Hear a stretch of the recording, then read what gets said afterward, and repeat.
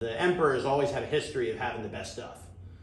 He always got the best stuff, the best tea also. Best tea, the tribute that tea. Gongcha. Yeah. And so what is, maybe explain to people a little bit about Gongcha and the tribute tea and how that kind of comes into the tea history.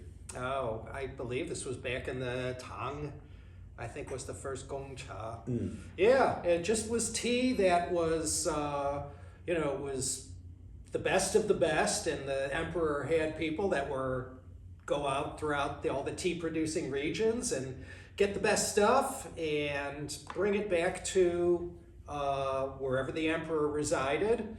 And yeah, the emperor always got to drink the best stuff. Sometimes even the best water too. They had to bring the water with them. Oh, really? Yeah, it wasn't enough to have the best tea. You had to have the water from this particular spring. Even back then, they were like Beijing tap water, not so good. No. But well, sometimes that was a big part of it, though. Is like it's about the entirety of the thing. So they would literally take pictures and they would fill them full of water and bring back cisterns of this stuff. That's crazy. But like it's funny. Like I keep telling people, they're like, "What brands of tea should I look?"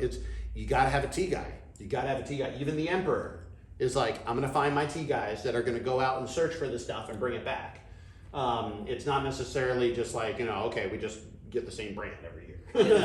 these teas, these gongcha that were reserved for the emperor, these became known as famous teas, and really all the great teas of today, the great names that are the most renowned. These are all former tribute teas. That's how they gained their repute in the industry. Because once they're good enough for the emperor, then they're good enough for everybody else. You and me. Yeah. So that whole system of the tribute teas, it really plays now even into the modern day, because as you said, like these areas of the country that are known for producing tea, they were known for producing tea back then. And even sometimes you said they would make like tea gardens that were meant to be for the emperor, right? Mm-hmm.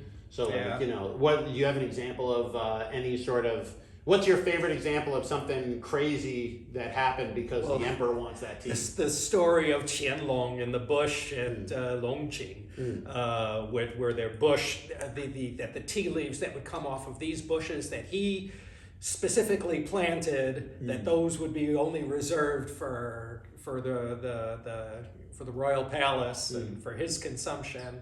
That was always a great story. Yeah, the Longjing story or stories behind that particular tea. Always tell one of the stories. Come on, yeah, you got to listen to. I'm going to tell all these stories. No one's going to buy my book. No, they're going to buy. There's a lot still in there. You got to give us some of the juice. What's your favorite Longjing story? Because Longjing story. Qianlong was down in Longjing, and he heard.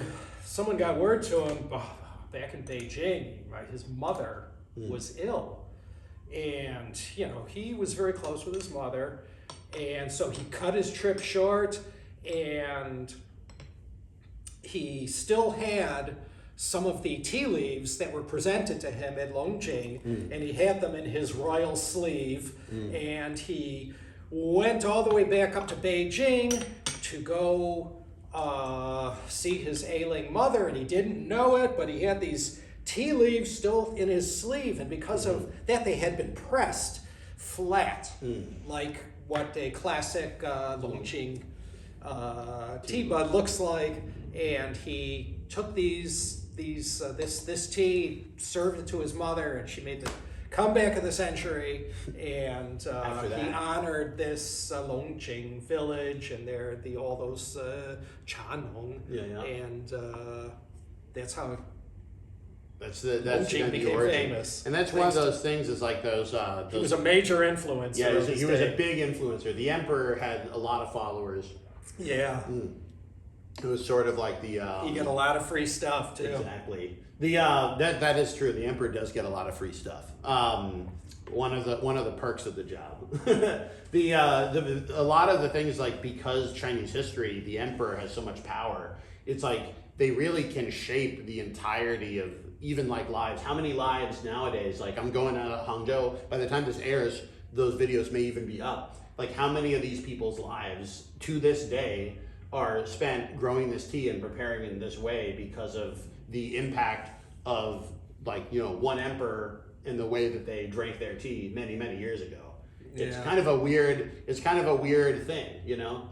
But this is also why when I look for the famous teas, obviously for some teas, I think there's definitely a reason, even in the modern day, that's good tea still today. But a lot of times you'll find these areas that are not famous, but they still have great tea. They just were never endowed by any given emperor. And so that's also one of my goals, is like, I have a unique place maybe in the tea world, because Chinese people are never going to buy the 9th or 10th most famous type of tea. Mm-hmm. But like, if it's good and it's tasty and we can get it for a good deal, people here would try it. Mm-hmm. So it's actually in many ways almost like an opportunity to open up new areas that, like, if I have confidence in my own taste and I go there and I taste it and I meet the farmers and it's good and we can put it in a bag, why not? Get it over here. And then maybe one day, whatever, hundreds of years from now, people in America are going to drink one random tea just because it was on the channel or something like that. It can only happen to you. It can only happen. It's the world is a weird place. The Garden of Forking Paths is deep.